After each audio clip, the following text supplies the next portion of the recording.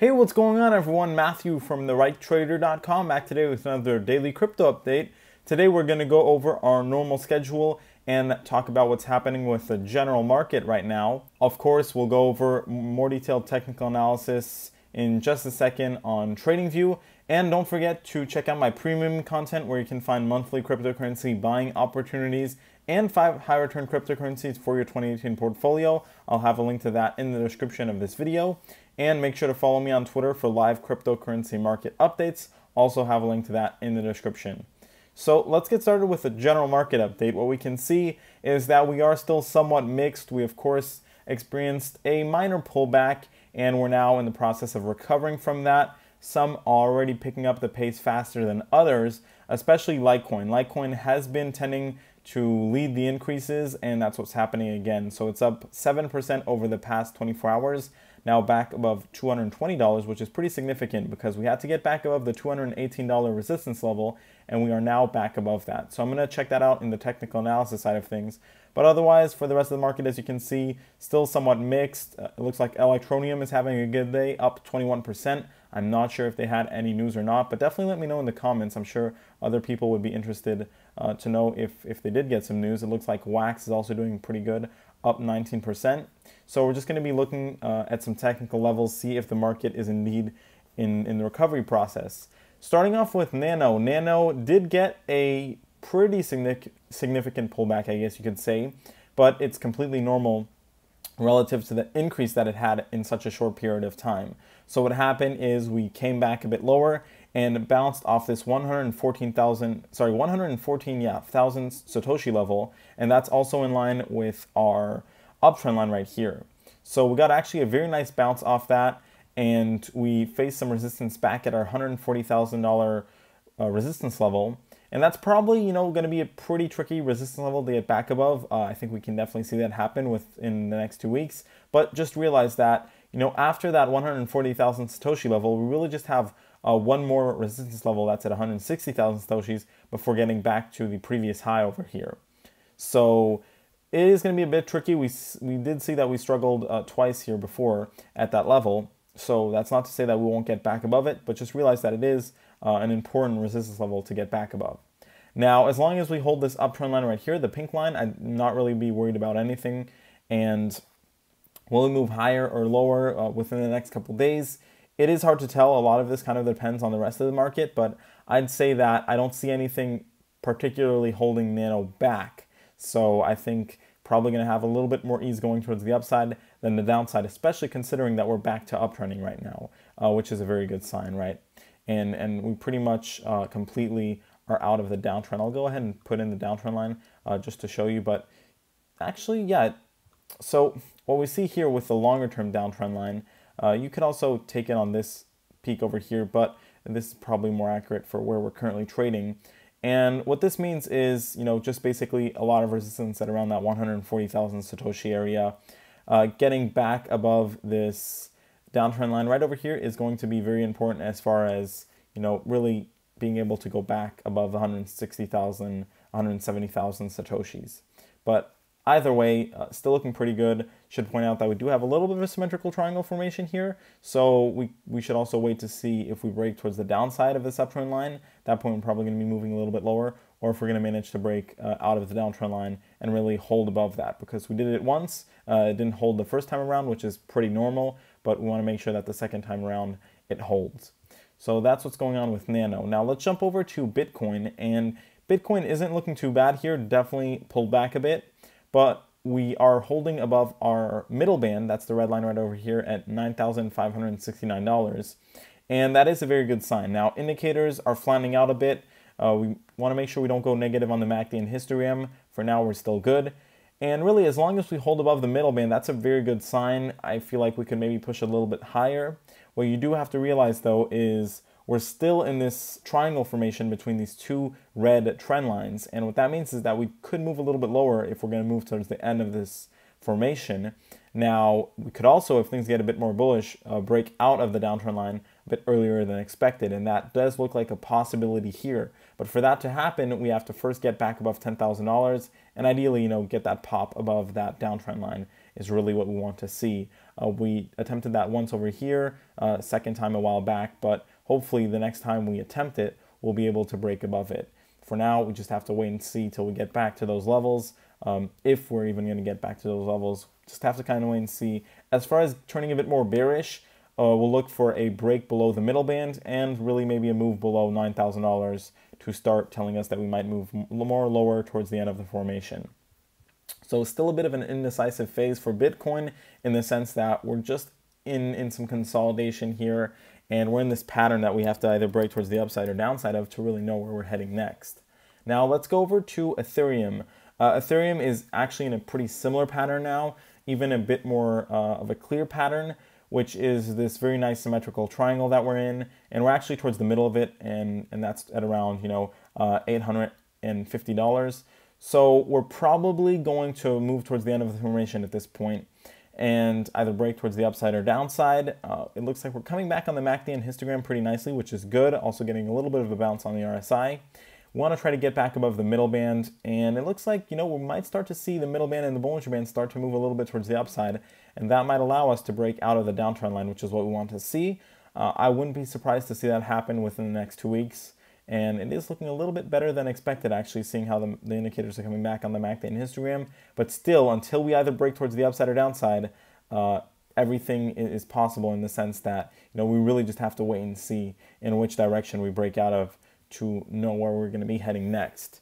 Now let's go over to Litecoin. Litecoin might give us some other information because it's moving a bit different than Bitcoin and Ethereum. It's actually a bit stronger, and it's not in a consolidation pattern. And we actually managed to break out of the downtrend line fully, which, for example, with Bitcoin, that's not the case. And indicators are looking pretty decent here.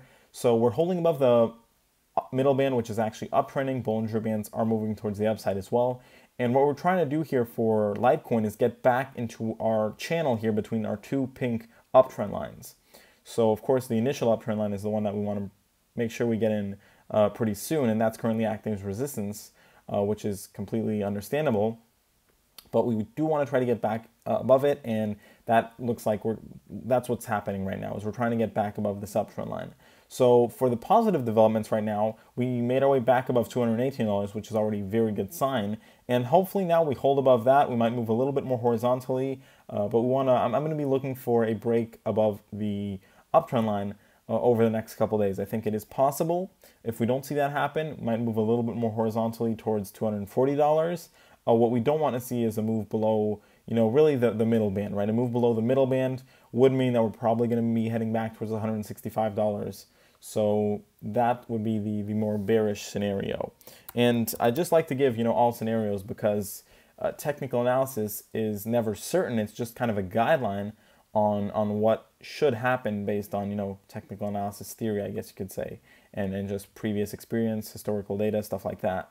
So let's take a look at Ripple now. Ripple is actually seeing maybe a slight move higher on the middle band, and the Bollinger Bands actually pointing a little bit towards the upside.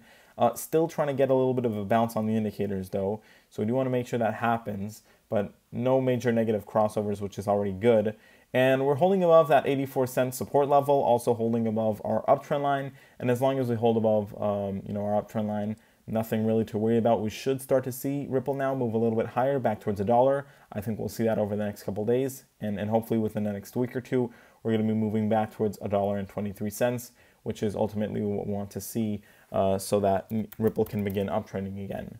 Now let's take a look at NEO. So NEO is actually made a move above its downtrend line, and hopefully this time around it'll hold. It's kind of the second time in a short period.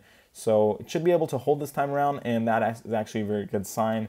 Also, might say that the market is going to see this, see a move higher like this happen. NEO might be a little bit of an early mover. It has been in the past, and this is a good sign. So it looks like we're not getting any kind of massive spike just yet, but this is what we need to see to start moving back towards the all-time highs. And, indicators still trying to get a little bit of bounce. We are above the middle band, and don't have that much resistance up until that $140 area. So hopefully we will be slowly but surely moving higher now that we're out of the downtrend. We want to make sure that holds. And after that, once we get back above $146, we should be able to make a move towards the all-time highs again. That might take a little bit more time, but over the next week or two, should be able to see NEO get back towards that $145 area. Let's go ahead and take a look at Stellar Lumens and see what Stellar has been doing. So we actually got a nice little bounce here for Stellar. I need to zoom in because if we look closely, we do have a red candlestick over here that's dipping slightly below the uptrend line. But what matters really is that we're out of the downtrend.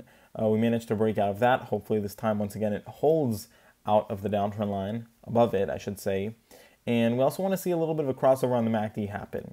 So we're going to be paying attention at that. We do want to try to get back and really hold above this pink uptrend line. That way we're on a channel between our two uptrend lines and we can start, moving higher. There's going to, of course, be some resistance at 4,000 Satoshis. I think we have a good chance of testing that level within the next 2 weeks. So we have to see if we'll get back above it. But now it's just going to be a matter of slowly but surely trending higher along this pink uptrend line right here. Let's go ahead and take a look at Vertcoin now, see what Vertcoin has been doing. And it looks like Vertcoin is trying to get back above its middle band, not fully managing to do so just yet. Still pretty flat there. Bollinger Band still a little bit flat as well. Does look like a nice area where we could get a bounce on the MACD, and our RSI is coming back up nicely. So we do have, more room towards the downside than, more room towards the upside than downside at this point. And I think we have a decent chance of starting to move higher towards $5 over the next 2 weeks. And of course, the bearish scenario here is we just want to make sure that we don't break back below $3.23. As long as that holds, I would say there's not that much to worry about. And I'll also go ahead and put in our new uptrend line right over here. Go ahead and put this in pink. And this is the uptrend line that we want to make sure we hold above at this point. As you can see, it's not as steep as an uptrend line as we had previously, which means that we have a much better chance of holding above this uptrend line than breaking below it, because it's not as a steep uptrend line, so there's less pressure on the price, which is always good. Let's take a look now at our next cryptocurrency, which is going to be LISC.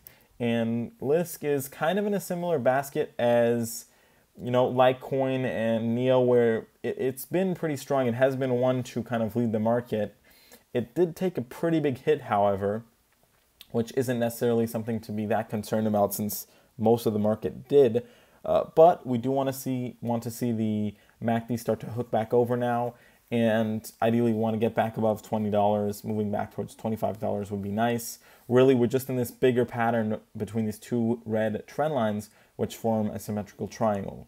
So at this point, we're lower than the middle of this area, and towards the end of this symmetrical triangle formation, that would be towards $23. So we actually have some room to move higher here, I think.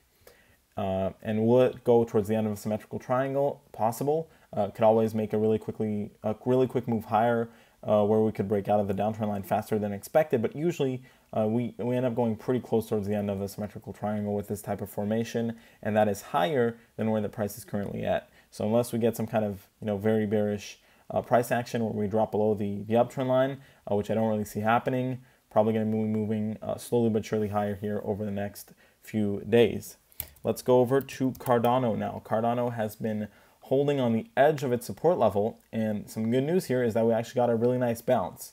So we bounced off this 3,000 Satoshi level, and as you can see, we've been in this pretty nasty downtrend that's been continuing to put some massive pressure on the price. And today is actually the first day that Cardano turned a bit more bullish, in the sense that we almost got a crossover above our orange line on the MACD. That looks like it's going to happen. Also, looks like we're going to go positive on the histogram, and we're back above the 30 line on the RSI. So these are all actually very good signals, and we managed to break above our pink downtrend line right over here, which was our short-term downtrend line. We have a little bit of a longer-term downtrend line, that's the red line right here, that we want to break above.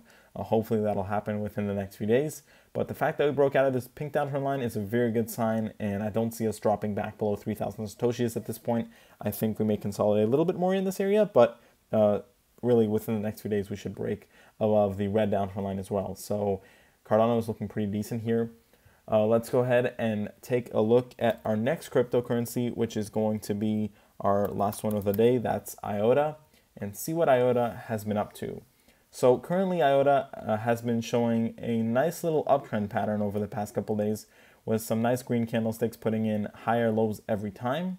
So hopefully this holds. We should be able to get back above our $1.91 resistance level any day now. And, you know, not getting a little bit of a bounce here on the MACD and histogram as well. So I think once we get back above $1.91, we're going to try to get back above our uptrend line. That might be a little bit of a struggle, but probably going to be trading along that pretty soon, which is good. With that being said, everyone, this is the end of the daily crypto update. Hopefully you enjoyed this video. If you did, please make sure to leave a like and subscribe. Also, don't forget to check out my premium content and my Twitter. I'll have a link to both of those things in the description of this video. See you next time.